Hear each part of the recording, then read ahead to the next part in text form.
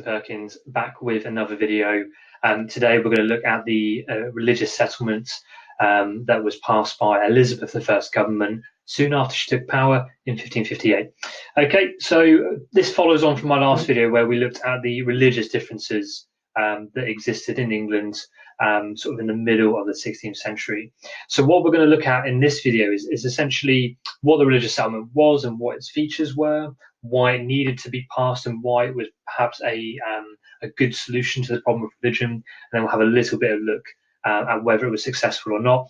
And in later videos, we might then look at the Catholic reaction to the religious settlement, the Puritan reaction to the religious settlement, and how it was received a bit more widely and the long-term impact it had on the country.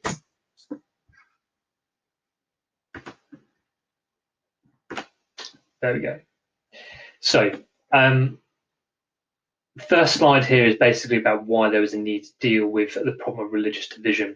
And you can get a bit more detail on this if you go to my previous video where I explored religious differences in England in the 16th century. But to basically sum up here, the key problem that Elizabeth has in England when it comes to religion in 1558 is that her country is divided. So on the one hand, you've got most people who are Catholic, and it is the north and the west of the country which is where you'll find stronger Catholic support, and a lot of the nobles are strong Catholics, which will play a big role later on in the story. But there is a strong minority of people in England who are Protestant, and you'll find many of these people based in London, the South, and East Anglia as well. But the thing is that religion, and I said this in my last video, that we should never underestimate how important religion is to people and people's lives, because their faith, the way that they practice religion, determines whether they would go to heaven or hell. And of course, if you're a Catholic, you're not allowed to practice Latin Mass, that's going to have from your point of view, a big impact on you, because you are then at your salvation is at risk, and you risk going to hell.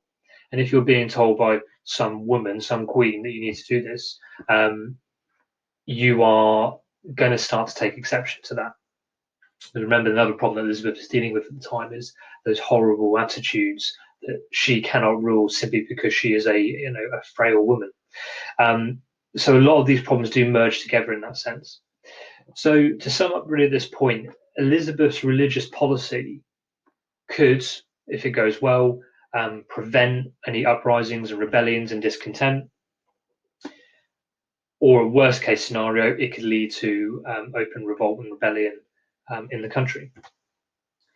So last time out in my video, I took a look at some of the kind of key differences between the different denominations, different Christian denominations. So again, if you want to have a look at these in a bit more detail, just go back to my previous video. But basically, you can see at the moment these are the Catholic beliefs, and I'll just skip over a few of these at the moment. But with a Catholic church and Catholic services, it's going to be Latin Bible, Latin Mass. Churches are very, very ornate. They've got lots of elaborate decoration and expensively decorated. There is the belief that the head of the church is the Pope in Rome, who is supported by his cardinals, and then within each country, the archbishops and the bishops and the rest of the clergy.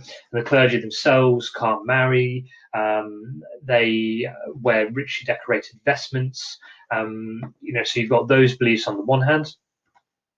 You contrast that with Protestant beliefs, which are slightly different. So English Bible, English services, prefer plainer church. Protestant churches and Church of England churches after 1559 were not quite as plain as what a Puritan church might be, but there's certainly one of the main Protestant criticisms of Catholicism is that the spending of money on decoration was quite wasteful. Protestants also believe that the English monarch, whoever it would be at the time, should be the head of the church, assisted by the rest of the clergy. So that's the Archbishop of Canterbury and his bishops. And then if we have a look at the Puritan beliefs very quickly, so very similar to Protestant beliefs in a lot of ways. English Bible, English services, a relatively plain church compared to Catholicism. Let's look at both. Two key beliefs that the Puritans had that will play a role later on in our story. Crucifixes. So a crucifix is a cross with Jesus upon it. Okay, so you might have I don't know, friends or family that might wear a crucifix, or you might see them if you've been to a Catholic church. Puritans really don't like these. They see them as idols, so they don't approve of them in their church. And they also don't like the idea of these richly decorated vestments or robes. And as you can see in the picture, Puritans prefer to have sort of plain black gowns. And they also don't believe that they ought to be a head of the church as such. They would rather that church rules and church law were made by committees elected by those who actually went to church. So the key point here is that basically whatever Elizabeth does, she's going to find it difficult to please everybody, because if she goes down a Catholic path, Protestants and Puritans are going to get angry. If she goes down a Protestant path, then she risks alienating most people in the country. And so what Elizabeth and her government decide to do in the end is to try a third or a middle way. All right. So rather than going purely Catholic or purely Protestant, she's going to try and have a mix of both almost. So this is my knowledge organizer that you are welcome to steal if you are a teacher looking at this, or if you're a student, doesn't really matter to me. But basically, this is a diagram just showing basically what the religious settlement was. All right.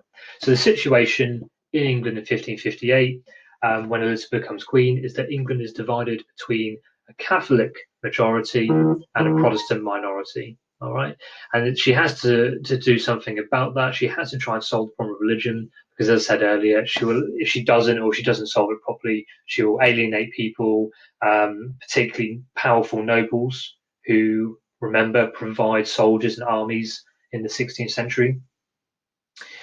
But also because it can risk rebellion, it can risk revolt, and even invasion from abroad potentially, if she ends up annoying some of the mighty Catholic powers in Europe. So her solution is the religious settlement, and I've dated it 1559 because that is when the two acts of parliament that make up the religious settlement were both passed. So on the left, you've got the Act of Supremacy. The Act of Supremacy, clues in the title really, very similar in its purpose to the Acts of Supremacy that came before under, for example, Henry VIII. But the idea is that this basically said that Elizabeth would be supreme governor of the Church of England. Now, I've underlined that, and it's quite important, that terminology, because under Henry VIII, who of course originally broke from Rome in the 1530s, he called himself supreme head of the Church of England. Mary I then returned England to Catholicism in the 1550s, and now Elizabeth is kind of reversing that. But rather than calling herself supreme head, she's called herself supreme governor.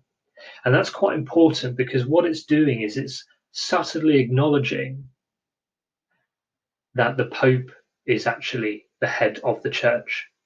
So it's quite a clever word game almost, because if you're a Catholic and you look at the Queen, who is now calling herself supreme governor rather than supreme head, you can interpret that as, okay, yep, she looks after the church in England, but the Pope is still head of the church.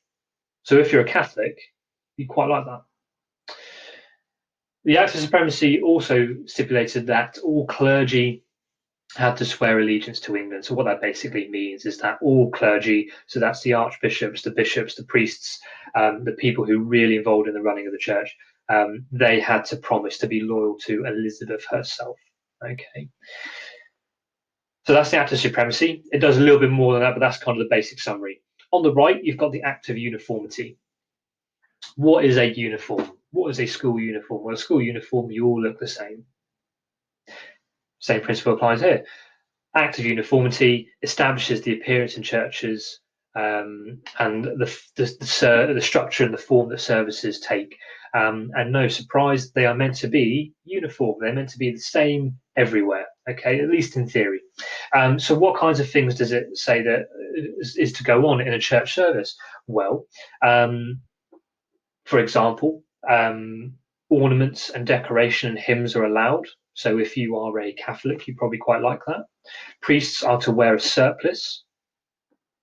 You have the Book of Common Prayer, which was written in English, which is to be used in all churches. So again, if you're a Protestant, you quite like that. You prefer it to be in English rather than Latin. But the wording of the prayer book was left deliberately ambiguous, as to be left open to interpretation, which again suits both sides, because if you're a Protestant, you can interpret the Book of Common Prayer in the way that you like. Likewise, if you're a Catholic, you can interpret it through a Catholic lens. But another thing the Act of Uniformity did do was that it said that non-attendees of Sunday church services to be fined a shilling. So from my reading, basically, if you are in the lower classes, that's a week's wages more or less. All right, so kind of ballpark figure. If you're lower classes, if you're a labourer, a servant, for example, if you don't go to church on Sunday because you refuse, you don't like this kind of Protestant style church service, if you are a recusant, you refuse to go to church, then you'd be fined a shilling.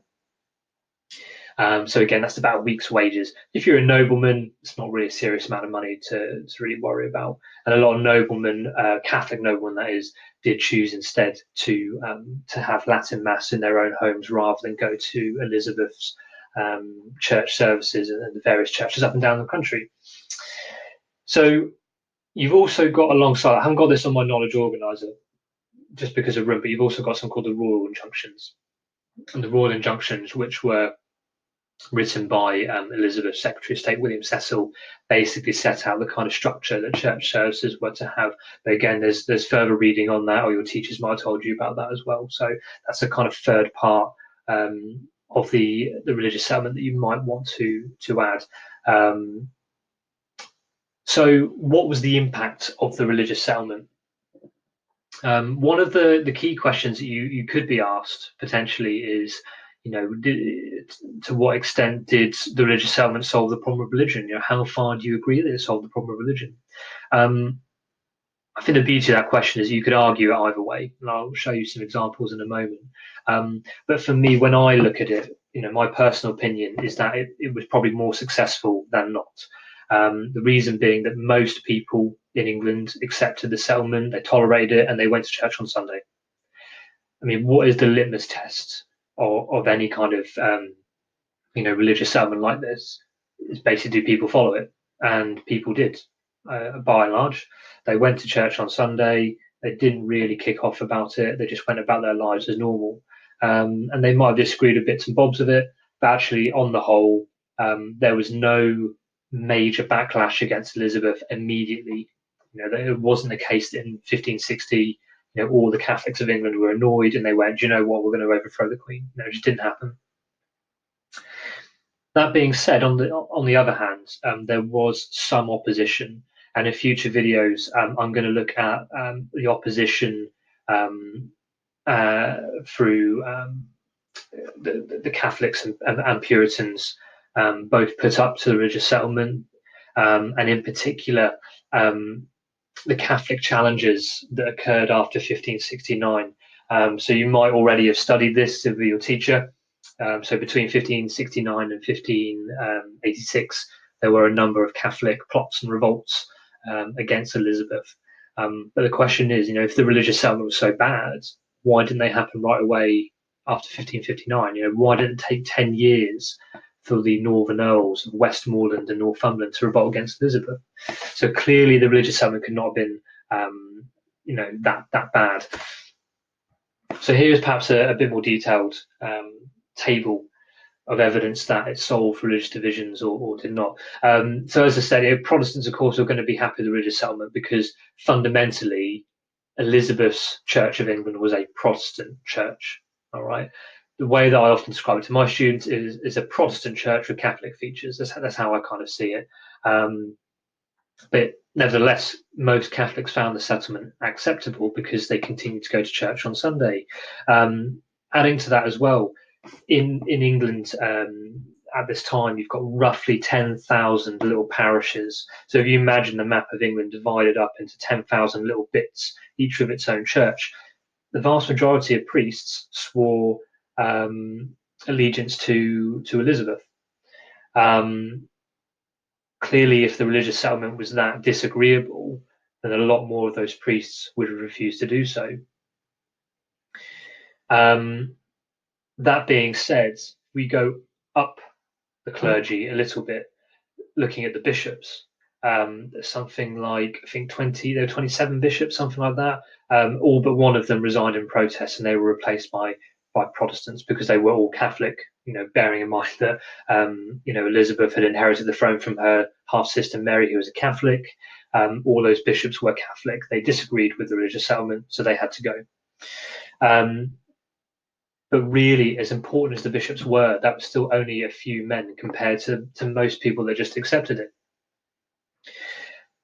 I'm going to talk a bit more in a future video about Puritan and Catholic opposition, but I'll briefly say here that there was some Puritan opposition, but none that was significant enough to really challenge Elizabeth. The reason for that was that basically Elizabeth was a lesser of two evils. If the Puritans had found a way to get rid of Elizabeth, if that was their intention or if that was their goal, the alternative to Elizabeth I was her cousin Mary, Queen of Scots, who was a Catholic. So from a Puritan point of view, the choice is either do we have a Protestant queen, and we have mainly Protestant features in the official Church of England, or do we end up with a Catholic monarch and probably Catholic churches and probably persecution? The choice seemed a bit of a no-brainer in that sense. So that's why I would argue that the problem of religious division was largely solved by Elizabeth's religious settlement. But that being said, it's always worth bearing in mind the other side of the argument, and that we can't escape the fact that between 1569 and 1586, there were a number of challenges to Elizabeth from Catholics. So you had the revolt of the Northern Elves in 1569, which, similar to other uprisings during the Tudor era, is not entirely religious in its causes. There were economic and there were largely political causes to that as well. And then you've got, of course, the three main plots, the Ridolfi, Throckmorton, and Babington plots, all of which were Catholic plotters seeking to get rid of Elizabeth, essentially, and ensure that there was a Catholic on the throne again. All right. But for me, they come along 10 years at least after the religious settlement. So if the religious settlement was that bad, why did they not revolt or challenge Elizabeth much, much sooner? That's my kind of key question there. On the whole, then, the religious settlement, you've got arguments on both sides that you can look at. Personally, for me, I would argue that the religious settlement largely succeeded in solving the problem of religion, certainly to start with in the short term, although there were Catholic challenges later on. But on the whole, that is my summary of Elizabeth's religious settlement and its impact.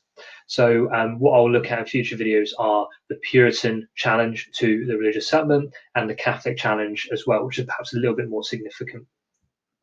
See you next time.